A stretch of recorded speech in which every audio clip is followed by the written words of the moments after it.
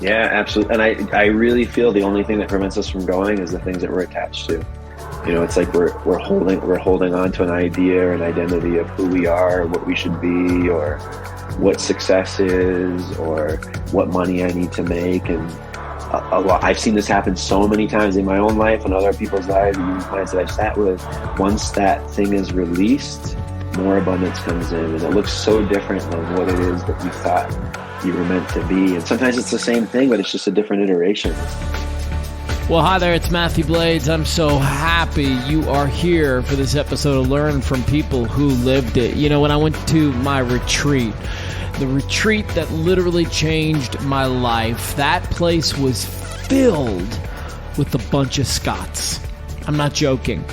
You are so in for a treat here today as we sit down with a real wise man to just have this great talk about everything from soil to the puck and the ball wanting to be in the back of the net. There's so much neat nuggets. I mean, you know me, I love nuggets coming up in this podcast with Scott. So let's jump off, and a reminder to please follow along, subscribe, and if you find a podcast that really speaks to you, share it with your friends. All right, let's go. Find Learn from People Who Lived It wherever you get podcasts. Search it using all one word. Learn from People Who Lived It. Welcome to another episode of Learn from People Who Lived It. Well, hi there. My name is Matthew Blades, and welcome to another episode of Learn from People Who Lived It. Today, we're going to sit down with a guy named Scott, and we're going to find out what he knows. Now, let me tell you a little bit about this guy, Scott. Scott's a spiritual life coach. He's a shamanic practitioner. He's a hypnotherapist. He's a farmer. He's a professor of sustainability and happiness, an assistant prof at ASU. This guy wears a lot of different hats. He's also somebody who served in the Navy. He's really into farming, basketball, and states of consciousness. And so I cannot wait to jump into our conversation today with Scott Cloutier, right? You said it right, yeah. Well, Scott, we wanted to bring you on today because obviously in all the different areas that you've had a chance to look into, there's a good chance that you've learned something along the way that we could learn from you, inevitably. And so I'll start with...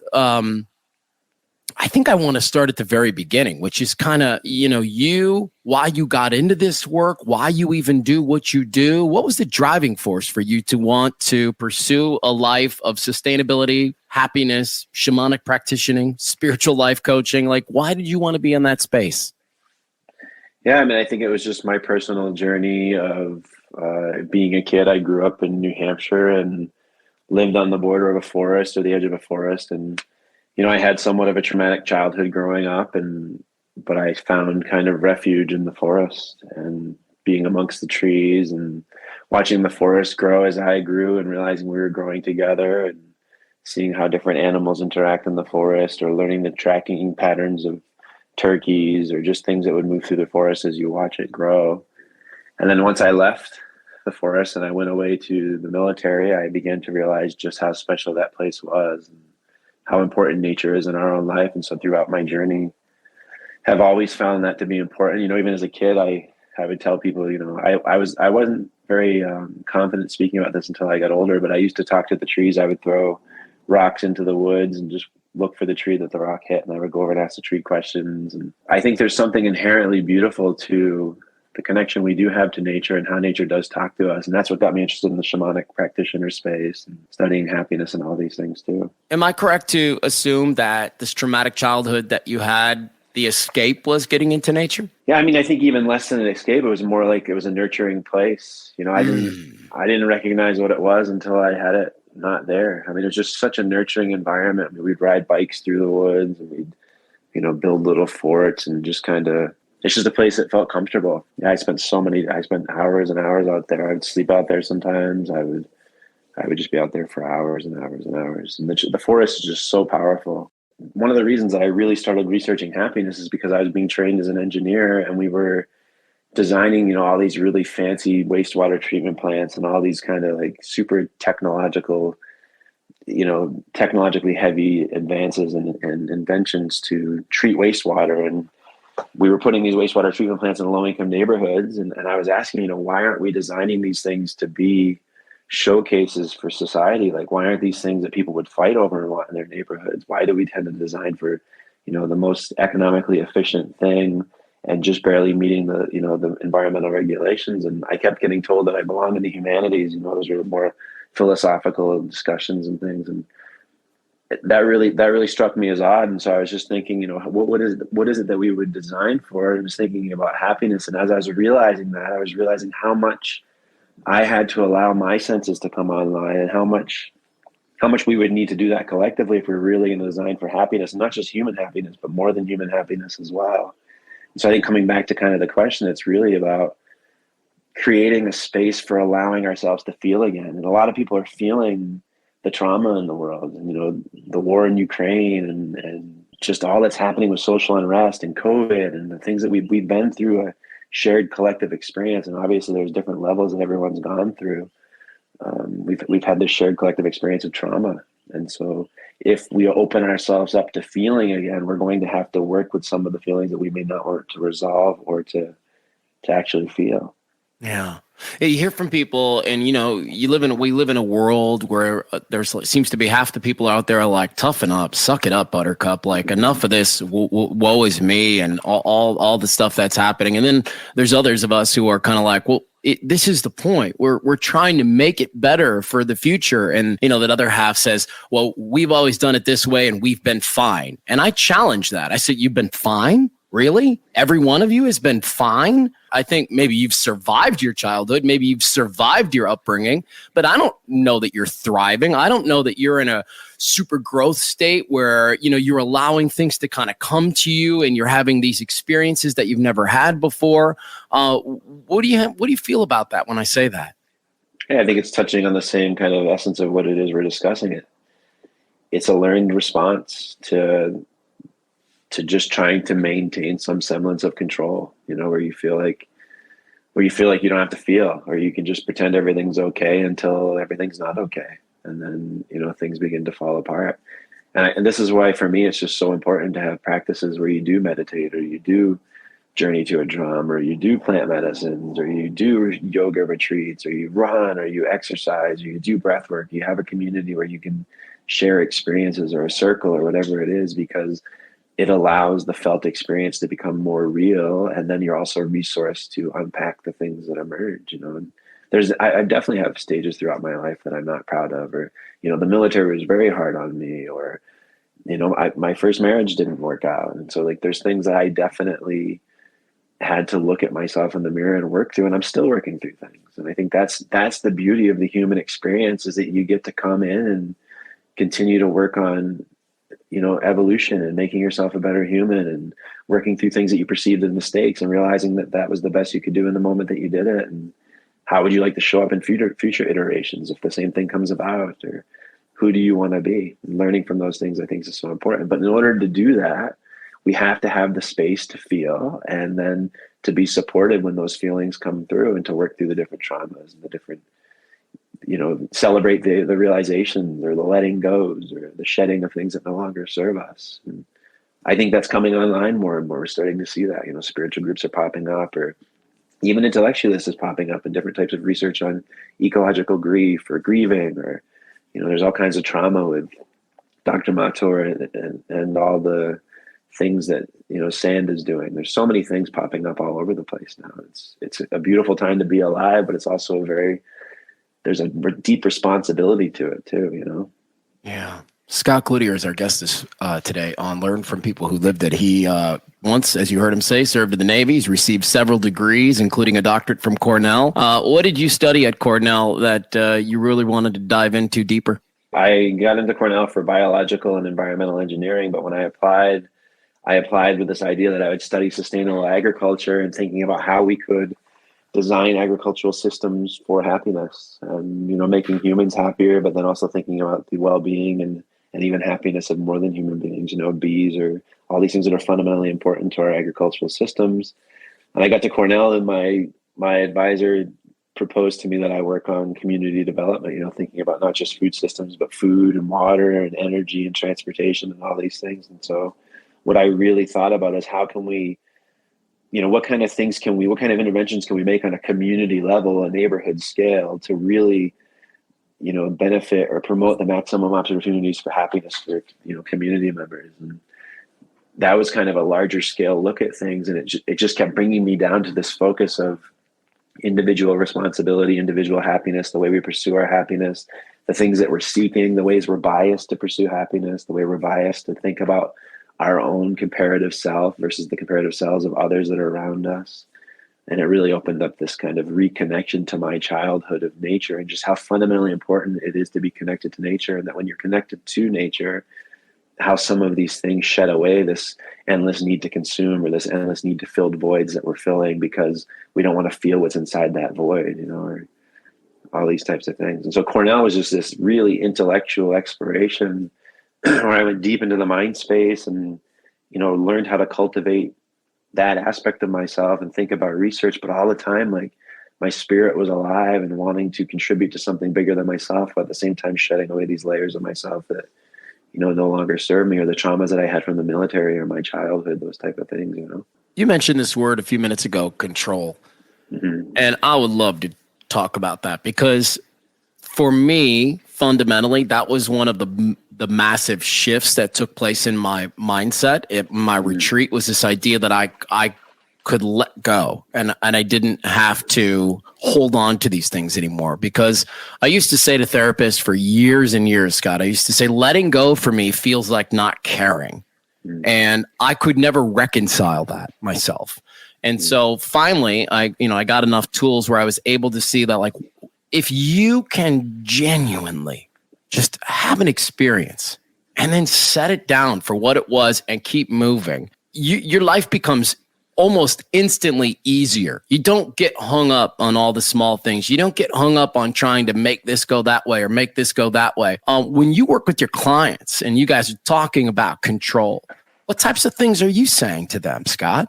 We're first talking about how do we allow things to come into focus, you know, so that it's not that you're just focused on, you know, this is my job and I need to maintain this identity that makes me have this job, that makes me do well, that makes me thrive. It's more about noticing everything around us. You know, what is your intuition saying? What is the universe saying to you? What is nature saying? You know, what animals keep showing up for you? When we work with, you know, developing connection with guides in the shamanic practice, it's, you know, what relationships do you have with those guides? And lots of ways to think about this is, what are your deeper states of intuition and consciousness saying to you that are beneath the waves of the kind of, you know, alpha beta state mindset where you're just kind of in ordinary waking reality. And even these things, what are you attached to? You know, how are you attached to, you know, having $100,000 a year job? Are you attached to making millions of dollars? Are you attached to wearing these clothes? Are you attached to having 7 cars? What are the things that you're attached to? And how do you begin to kind of grapple or work with those things as you're doing it? And you begin to realize that as you release those ideas, or you declare those ideas as your truths, then you begin to see that there's a lot more possibility of what you can be, how you want to be, what you'd like to be. And, you know, I work with so many people that are working jobs that they don't really want to be working in, or they're working in these jobs because their parents told them back in college, you know, even 20 years ago, some of them, that that's what they should be doing. And that's what success is. Or other folks that are just like, you know, I have never really wanted to do this, or I really want to do this. And so why don't you do that? And what do your guides have to say about that? Or what is the universe saying to you right now? Or, you know, what things are happening around you that you're noticing that are saying maybe the pathway for you is natural medicine, or maybe the pathway for you is being a dancer. You know, these are the types of things that come in. So I think, like, the fear that comes from not necessarily having, like, it's not that you don't care, it's that you're allowing enough space to find out what cares about you. Yeah. Right. Yeah, I love that. You mentioned animals, and animals were and always have been a big part of what I love about nature. And it's so funny because I know they can mean different things to different people. For example, we have this owl who shows up in our neighborhood all the time. And more times than not, when I'm struggling with something, I'll go outside and I'll just kind of sit. And there's been more than a few times where I've come across something kind of profound in my head, and it's kind of like, you know, I've got clarity, I got the answer, I think I want to do to move forward, and then I'll hear hear this owl. And there's so many people and cultures that believe that an owl is wisdom, but then there's other cultures that believe that coming across an owl means that there's death in your future. And so how do you sort through, some of these things that have double meanings and different types of traditions and that kind of thing? And then generally speaking, Are there a few animals that usually signify certain things? Can we jump into that for a little bit? Yeah, for sure. I love this topic. Yeah, me too. No, the spirit animals and these things is really, it's a popular thing in a lot of places. And yeah, owl's a great one for wisdom, or it's an omen of death. And there's other animals that are like that too. And what it really comes down to is what it means for you. And then, there's things that you can do. If an owl shows up, you could meditate on owl, or you could do a journey on owl, or you could read a book, or you could look at things online, and you can just kind of get a sense of what it means to you. But then you don't have to decide what it means necessarily. You can just kind of pay attention to what's happening for you. So maybe the owl shows up and you do some research, and you're like really torn between whether or not it's wisdom or death. But then you're just noticing what's around you in the world. And maybe on TV you see a commercial on death, and then you go out into public and you meet with a friend and they're talking about someone dying, or who knows what it is. But you're just kind of connecting all these pieces, and not in a way like anything, but in a way that you're just noticing what's around you. And maybe conversely, it's a lot, maybe an old friend calls you and they offer you a really beautiful flow that's just so full of wisdom, or someone says, hey, you want to watch a movie and it's on wisdom. Like, there's just ways to connect all these things. And when you begin to cultivate this way, cultivate or recultivate these ways of knowing, and some that are even rooted in your cultural heritage traditions too, is a way to go as well. You start to see things as more of like a canvas that's being painted, and you're an observer of it. And of course you can be an active painter in it, but it's really, sometimes you're the paintbrush, and it's just you're the thing that's actually painting through the expression of other forms of consciousness or identities or all these things. There's not really an active role you have in it other than just noticing and observing. Yeah, I love how you put that. Give me an example of, or our listeners, an example of other animals that can show up for folks who have these experiences and what they mean.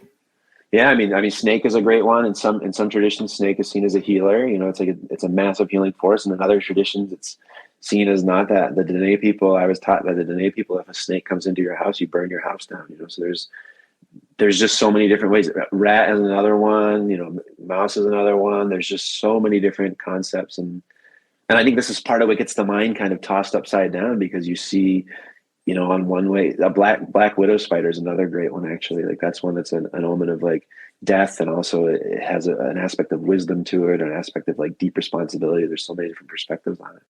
Yeah, Scott, let me get your take on this. For folks, obviously, who learn from people who lived it, the idea is that they feel less alone and that they get encouraged to talk about it. And so if somebody's heard something along the way, and it's in this conversation here in the short 20 minutes that we've been going, and they've been tipped off to like, man, that's interesting. I need to... Do you have a recommendation for somebody who's looking to kind of start that journey of discovery? Because you and I both know that it can be completely terrifying. It can be debilitating. It can be paralyzing. It can feel like your whole family's going to blow up. It can feel like your whole world's going to blow up. I mean, it can get scary when you start to look inside a little bit. So do you have a kind of a gentle approach for people, or are you like a dive into the deep end kind of dude? I'm both. And I think, the first thing I would recommend is just following what lights your heart up.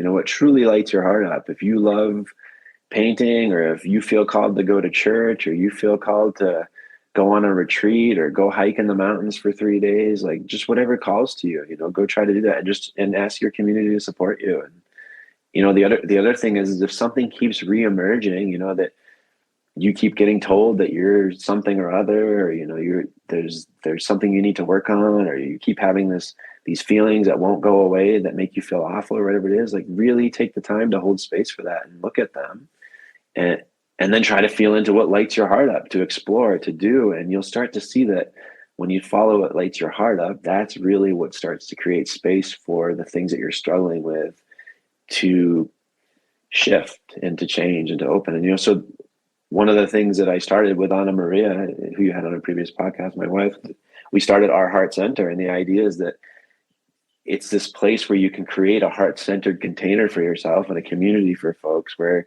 you can begin to feel your heart again, and what it's calling for, and what makes you passionate, what excites you. And funny enough, and not so funny enough, in the happiness literature and research for thousands of years, it's been talked about before that in indigenous ways of knowing, that, the happiness that we get now that comes from pleasure is nowhere near the happiness that comes from living this life of purpose and meaning. And a lot of that purpose and meaning comes through what really makes us passionate and excited. And of course, this isn't always the case, but if you follow what lights you up and gets you all excited and goosebumped, there's often a lot of really big gifts in there. You've done spiritual life coaching, shamanic practicing, hypnotherapist.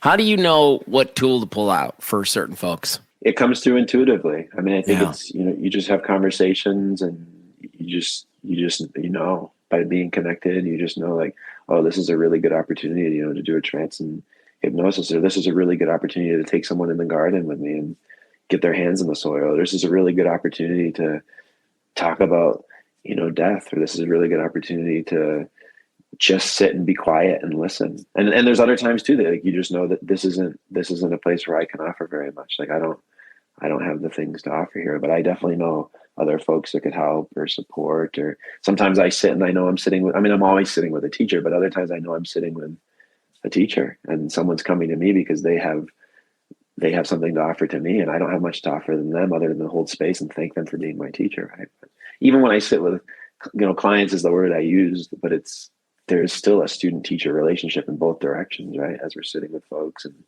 having the shared process of healing. That's wonderful, man. I know that what makes your heart happy is a few things like basketball, farming. And I want to ask you about the farming bit, because I do believe that we're starting to get more and more conversations surrounding farming, and not just, on the local level, but like on a global level, and what our soil is like in this world and all of these things.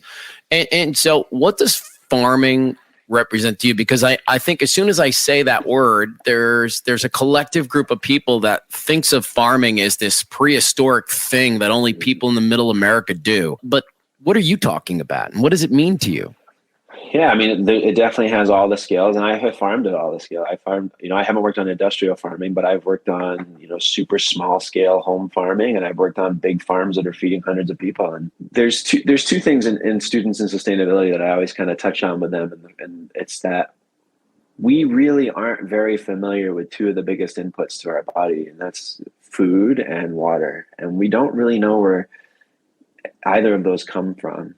And what, I love water, and water is a whole nother conversation. But when you really get into food touches everything. It touches every sector of finance and business and engineering and transportation and energy and water, just all of it. It touches everything.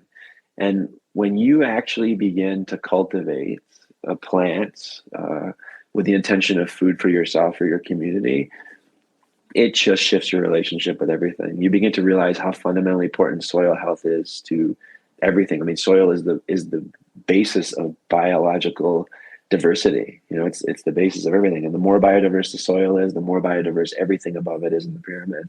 And we know our soils are not that biodiverse, but there's a lot of very simple things you can do to enhance soil biodiversity that begin to enhance the biodiversity around you. And then when you start to see the biodiversity in the soil growing, you actually start to have diversity grow within your thoughts, and diversity grow within the way that you perceive your food and where it comes from and how it gets to you. And the illusion of going into the grocery store and every melon is the same shape and size, when that's not the way things work at all. You start to see things differently, and it starts to open up a big experience. And so growing food, or just getting people into the earth and getting their hands into the soil and dirt beneath their fingernails, it awakens something else. There's a study even that shows that there's a bacteria called Mbake in soil that actually makes us happy when we ingest it. It gets into our bloodstream and things like that. And because we are cultivators, and we like to work with soil. Another thing I do is natural building, where we build with clay and build clay homes and these types of things with cob and all these different technologies. And that's a whole nother experience in itself. When you build a home with your own hands using earth, it just awakens something in us that's it's old school, right? It's just inherently beautiful to us. And I've seen this so many times with, students will bring in to do community projects, and we'll plant a tree. And one of the things I love to do when we plant a tree is we'll dig a deep basin, we'll leave some soil in there, and we'll fill it with water. And that's good for soaking the roots and getting it ready to plant anyway. And then I'll ask students, like, put your hands in the soil and, in the mud, and they'll all kind of like look at me funny, and they'll be a little shy about it. And then they get their hands, one or two will get their hands in. And then before you know it, 15, 20 of them are in the same small hole with their hands in it. There's smiles everywhere. And it's just something that's intuitively beautiful and inherent to who we are as humans, you know? I love that. And I heard something so amazing. TikTok is good for a few things, but it's great for nuggets every now and again. And I was on this TikTok the other day, and this gentleman said, sometimes in your life, it feels like you are being buried. But in reality, what's happening is you are been planted. Because they're beautiful. Isn't that beautiful, man? They can look the exact same. You can be in your life and feel like all this dirt is coming on you and they're just burying you. Or you could look at it like, maybe I'm being planted right now. And maybe this is an opportunity for me to grow in this moment. And Seth Pepper, who is out of Tucson, he's a high performance coach. He does all NHL, PGA kind of athletes and stuff. His view is every single thing is an opportunity. And I love that mode of thinking. And it would seem that in your line of work, that couldn't be more true. Like everything you come across is kind of an opportunity for you. Yeah, absolutely. And I really feel the only thing that prevents us from going is the things that we're attached to. You know, it's like we're holding on to an idea or an identity of who we are, what we should be, or what success is, or what money I need to make. And a lot, I've seen this happen so many times in my own life and other people's lives, and even clients that I've sat with. Once that thing is released, more abundance comes in, and it looks so different than what it is that you thought you were meant to be. And sometimes it's the same thing, but it's just a different iteration. And it's, there's so much opportunity, and that's just the way that the beauty of the universe works. It's here speaking to us all the time, saying, here's a path that you could try, or here's something you can do. And a lot of us have a hard time kind of releasing the idea that we know, or that control that we talked about earlier, and allowing things to come to life. Here's what could get scary for some folks. And I want to have a quick conversation about this, and then we're going to wrap with basketball. But, let's say one of my big expressions when I go out and talk to people is like, for years and years, I was go and do. And what I realized I needed to do was stop and be. And so sometimes you slow down, you get into nature, and you get an answer, and it comes to you, Scott, and you're like, I don't like that. Mm-hmm. That's not going to work for me. That's going to rattle everybody's cage. What's your advice to help people deal with that? Because, ultimately, you and I have kind of decided here today. You've then shown the answer. Now it's probably time to go do something about it, but it doesn't feel very good. Yeah. I think that's where the resourcing that I talked about earlier is so important. So maybe you do a meditation or a retreat and something comes through that a relationship needs to end, or you need to quit your job, or, some other thing comes up for you. That's where it's really important to have other ways of connecting too. So maybe you find out in retreat that, and then you have a breathwork practice, or you have a yoga practice, and you just continue to sit with that and work through it, or you do dream work on it, or you do a shamanic journey, or you continue to get guidance on it. And for me, as you have these different tools and modalities that you use to explore a really challenging idea, or something that scares you, or you don't really want to do, as you get more and more guidance and more information from all these different modalities and tools, it begins to seem like, okay, well, this is really the path, and you can work through the releasing of whatever doesn't serve you. And then conversely, it's, even if it's something that scares you and you can't let go of it, the work is in what it is that actually scares you about it. So maybe it scares you because you don't want to be alone, if you end the relationship, or you don't want your parents to think something of you if you quit the job, or you're worried about what your spouse will say, or you're worried you're going to fail your kids. And so that's also another opportunity to do work around what it is that actually scares you, rather than the thing that you're being called to step into too. Love that, man. It's such a great answer. And there's so many things along the way that you've said that are going to be so helpful for people. I'm into these really actionable steps, and that's what I think you provide. Finally, we're going to wrap on the subject of basketball. You mentioned to me before we got started that that's one of your loves. For me, it's hockey. But I would imagine that similarly, we're going to have some thoughts on what it is about that thing that you love. So what is it about basketball for you that you love?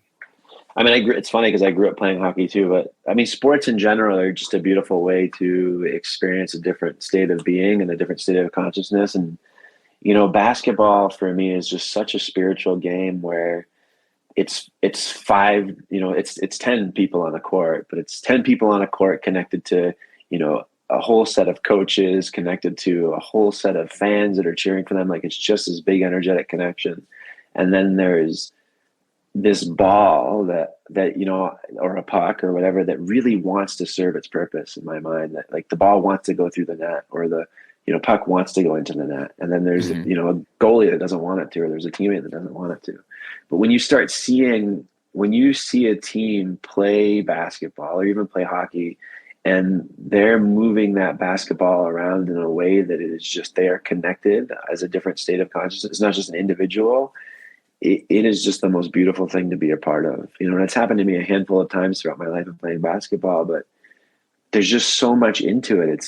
There's a somatic experience of moving the body. There's this, there's this goal to win, or to get the ball through the net, or get the puck in the net.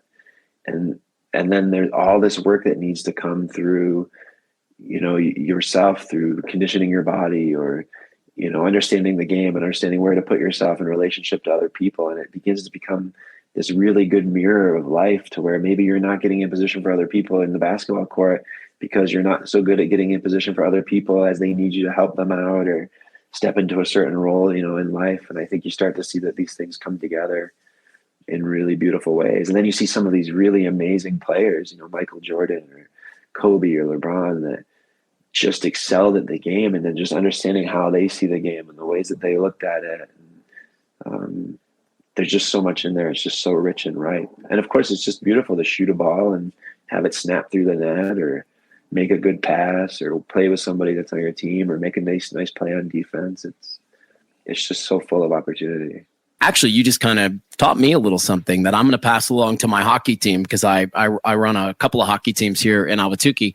It's that idea that if you're not the kid on the ice or the court who's there for your other teammates, maybe that's true in your life too. Maybe that's something you could work on in your life too. I like that. Yeah, it's a beautiful way to think about it. And yeah, I've learned it just through practicing and playing. And I really feel that ball or that puck wants to move through us. And if we can allow it to move through, it's funny because I was playing a guy, I was guarding a guy. I'm pretty tall, I'm 6'5", and I was guarding a guy that was 6'8" one time. And he was guarding me, and I made this behind my back pass to a guy that was cutting up the middle. And he was like, that pass was incredible. He's like, imagine if I could do that. I was 6'8". This is after the game. He came over and I said, you can do it, just allow it. And he looked at me and tilted his head at me, like, what the hell does that mean? And after the game, he was waiting for me, and I didn't get a chance to talk to him because I was waiting for other things. But I know that it moved something in him that, you can practice for, there's this theory of 10,000 hours practicing, right, to excel at something. But you can practice for hours and hours, but you can also allow whatever it is that's calling to move through you. So you can allow the basketball to go through the hoop through you by adjusting your energy and your level of consciousness to it and the other players that are playing, just as much as you can allow yourself to live your most authentic, loving expression by allowing the things that are around you to move through you as they're asking to move through you, or like being planted, like you said. And to me, that's the deeper state of consciousness we can reach, realizing that we don't have control over how things show up for us, but we do have control over the spaces that we allow things in. Man, that's a beautiful place to wrap things up. Scott Cloutier, thank you so much for your wisdom and sharing what you've learned along the way. And I just hope that folks are inspired now to do something, to do some actions, so even if it's small, to just move into your more authentic self and get in tune with yourself. And man, if that's getting into nature, I think it's a great idea. Here in Arizona, the weather's finally turning. We can finally go outside. I always tell my wife that's my biggest frustration of living in Arizona, especially in Phoenix, is that for about 4 months, I feel like I can't go outside because it's just too damn hot. It's hot for sure. Yeah, man, that's great. Well, listen, again, thank you for your time, Scott. If somebody wants to find you, we're going to put connections to you in our show notes today. But I'm going to wrap up with this last question, which is, I know you do some work now at ASU and in the sustainability and happiness department. What are you inevitably trying to achieve there with those kids? Yeah, I mean, just supporting everyone's journey of finding their own identity of what happiness is. Being in the school of sustainability, thinking about, how are we going to sustain the human race and more than human beings? And it comes down to this idea of what is it that we're pursuing and why are we pursuing it? And I think when we start to see that we're being even biased into pursuing, constant pleasure or, this constant dopamine rush that we get from buying things or consuming, And you start to realize that that's trying to fill voids of whatever it is else that we're trying to not look at or fill.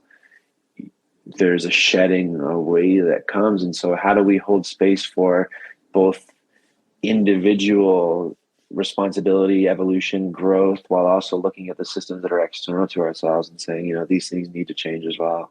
And it feels like a lot of what we're doing right now is pointing fingers and saying, the system outside us needs to change, or, that's their fault, that's this fault. And there's a balance of accountability with being individually responsible and then also being externally responsible while also being of service. And I think that for me in the work that I do now, we've worked a lot with neighborhoods, we've worked a lot with, low income neighborhoods and even higher level income neighborhoods. And we see different things playing out that, have people socially isolated or have people where they don't have access to certain resources. And so how can the university system, with all of its resources and the privilege and positionality that I have as an embodied white man, be of service to supporting our communities around us? And so the work that I'm doing now is really focused on local communities. So we work with a local birthing center and midwifery and helping them with farms and gardens and just making their space a more loving and safe space. And, we work with school farms and school gardens. So there's lots of things that we're doing, just trying to contribute to the collective healing and evolution of our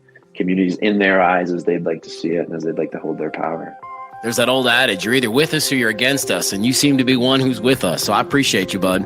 Thank you. I'm trying. I appreciate that. We have 3 goals with Learn from People Who Lived It. 1, to help you feel less alone. 2, encourage you to seek out a coach, a therapist, a church, anyone who can help you get through your journey and find some healing. 3, when you're ready, share your story with us. Find Learn from People Who Lived It wherever you get podcasts. Search it using all one word. Learn from People Who Lived It.